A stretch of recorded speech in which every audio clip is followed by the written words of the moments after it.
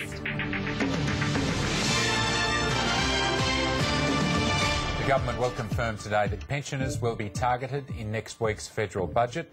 Social Services Minister Scott Morrison will announce an overhaul of eligibility criteria.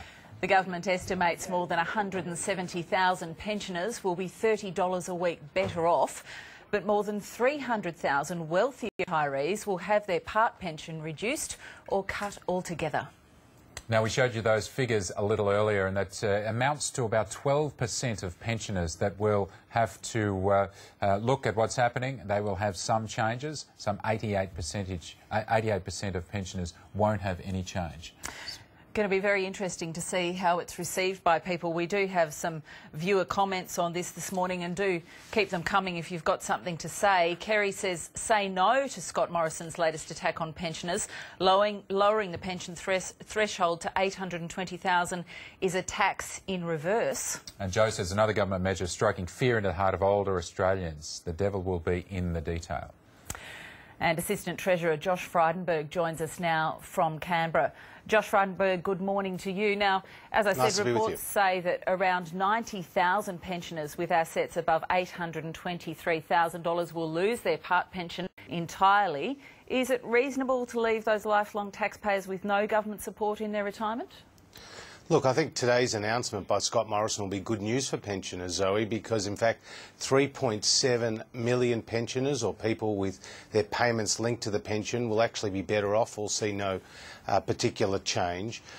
We are getting rid of the change to the indexation for the pension, which would have affected a large number of pensioners. We're changing the taper rates, we're changing the asset-free thresholds, and our whole rationale for this is to create a sustainable and fair pension system, because right now the pension is the single largest part of the government's budget at $42 billion a year. We have an ageing of the population, and we need to ensure that the pension is sustainable and fair for the long term. But is it a case that those 200,000 odd part pensioners who will have their pension cut are an easy target because of their perceived wealth? Therefore, you won't see the sort of public backlash over this that you saw in last year's budget? Well, I think the key point here is that the pension is actually part of the safety net. It's not a savings vehicle for retired Australians. And that's what we want to keep the focus on, is to help the people most in need. When it comes to superannuation, that is a savings vehicle, and we saw with Labor's announcement just last week that they want to increase the tax on people's super, whereas we do not want to do that, and that's the very big difference between us and the Labor Party. We won't touch your super, but we're creating a much fairer and sustainable pension system. It's been characterised in part in some of the press this morning as a win for the battlers. Is that what this budget is about, appealing to those people who felt targeted last time around? Well, I think it's trying to get the system to be fair and sustainable, and there are dual objectives here, and I think Scott Morrison has struck the right note, and you'll hear more about the details today. Now, you mentioned the fact that you've ditched plans to link the pension increases to the rate of inflation. Is that simply because you wouldn't have been able to get that through the Senate? Well, it's true that we faced an obstacle in the Senate, and we were looking at other alternatives, and ACOS and others have put forward proposals. Unfortunately, the Labor Party vacated the field and didn't have any ideas of their own. Scott Morrison has engaged deeply with the stakeholders, and I think he's come out with a very good and balanced outcome, which will be warmly received today. People would have hated it too, though, wouldn't they? So is that a direct response to public feedback?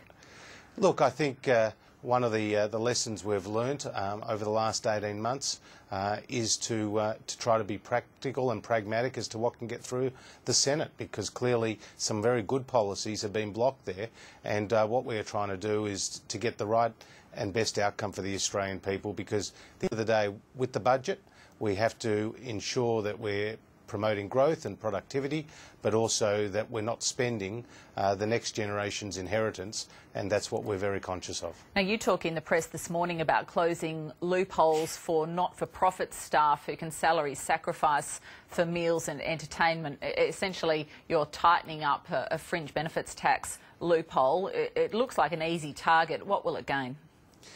Well, the saving will be around $300 million, but the key point here is that we understand the motivation for the fringe benefits tax concessions for the not-for-profit sector, because they're not able to match the salaries that can be offered by the private sector. However, when it comes to a meal and entertainment allowance, it's uncapped, unlike other FBT concessions. And this has been exploited in some parts, and the Productivity Commission and a Treasury working group, which report to the Labor Party when they were in office, made it very clear that this was an inequitable tax concession. So what we have done is not remove it altogether, but to put a reasonable $5,000 cap on meal and entertainment allowances, which again I think gets the balance right.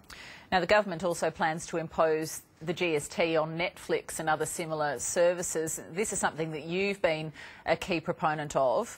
Do you think the public will swallow that, and are you planning on extending it to other internet purchases later?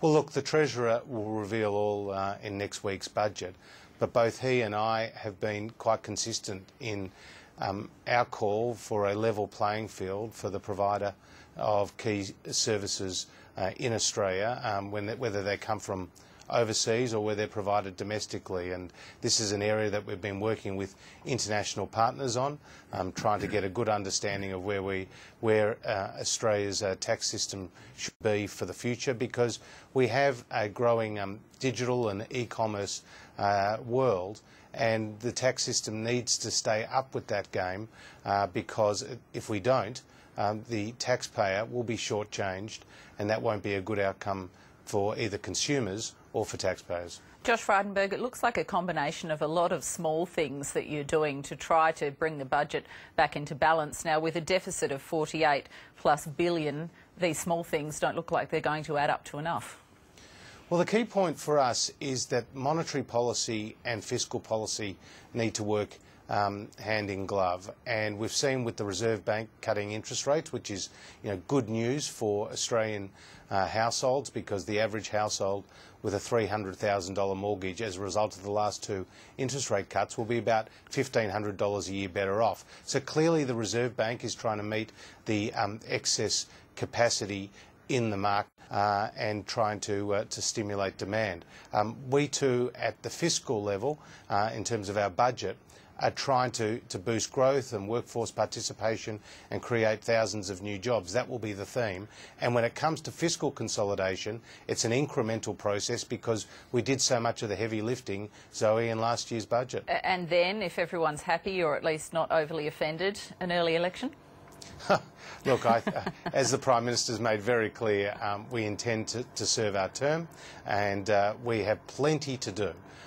Because we were left a pretty big fiscal mess, which we're now trying to fix bit by bit. Josh Frydenberg, appreciate your time. Thank you. Nice to be with you.